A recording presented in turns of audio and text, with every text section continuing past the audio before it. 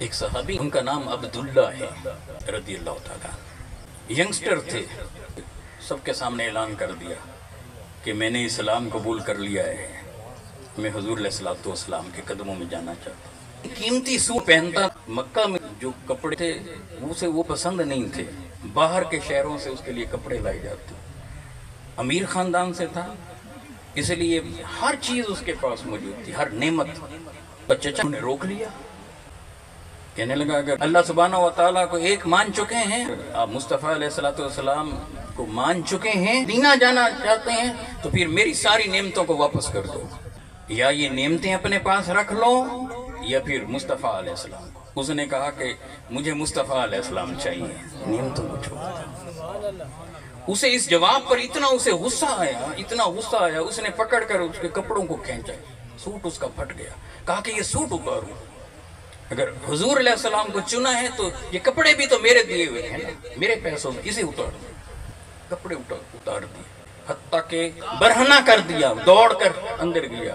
ماں نے اسے ایک چادر اٹھا دی، موٹی چادر، کھردری چادر، جیسے ٹاٹ نہیں ہوتی، اس نے اس کے دو ٹکڑے کیے، ایک تہبند کے طور پر باندھا اور ایک اوپر ڈالا، اسی عالم میں وہاں سے نکل کھڑے ہوئے۔ رات گئے، مدینہ طیبہ میں پہنچے، علیہ السلام فجر کی نماز میں تشریف لائے تو حضور علیہ السلام کا دیدار کیا۔ میرے آقا نے پوچھا من انتا، تو کون ہے؟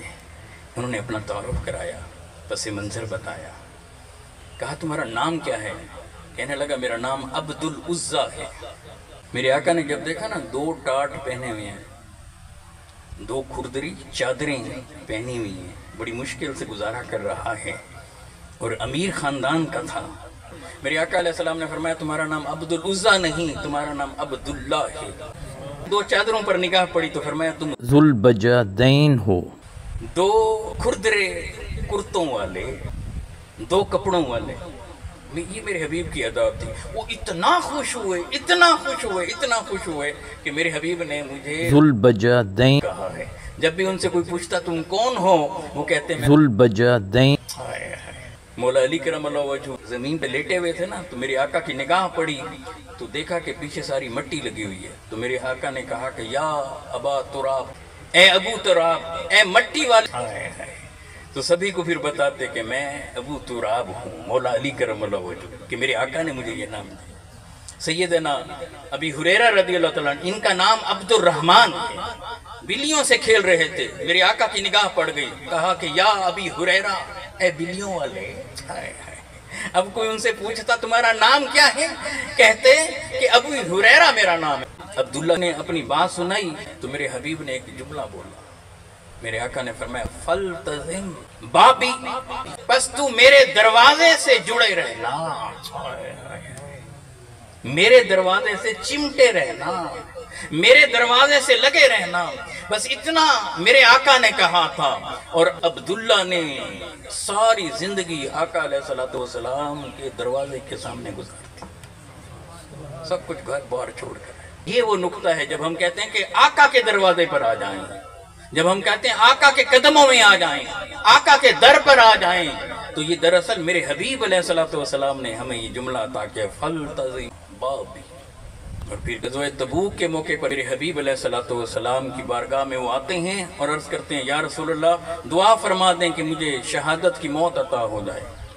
حضور اقدس صلی اللہ علیہ وسلم نے دعا فرمائی، اے اللہ اس عبداللہ کے خون کو کفار پر حرام کر دے۔ عرض کرنے لگے یا رسول اللہ میں نے چاہا کہ شہادت کی دعا مانگیے اور آپ یہ دعا دے رہے ہیں۔ میرے حبیب علیہ السلام نے فرمایا ہم سب تو جہاد کے لیے نکلے ہوئے ہیں نا، اگر کوئی بخار سے فوت ہو جائے وہ بھی تو شہید ہے۔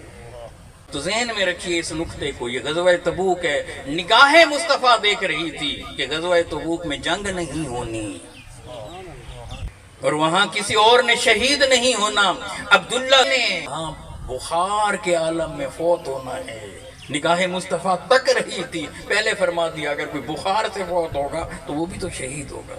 اور پھر وہی بخار کی شدت ہوئی، میرے آقا علیہ السلام کو بتایا گیا، میرے حبیب علیہ السلام اس نوجوان کے لیے چل کر آئے، آقا نے گودی بچھائی، سر ان کا اپنی گود میں لیا وہ آقا کو تکتے رہے اور اسی عالم روح کف سے انسری سے پرواز کر گئی.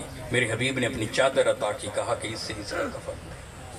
جب ان کے لیے قبر کھودی گئی تو رسول اللہ صلی اللہ علیہ وآلہ وسلم ان کے قبر میں اترے ہوئے.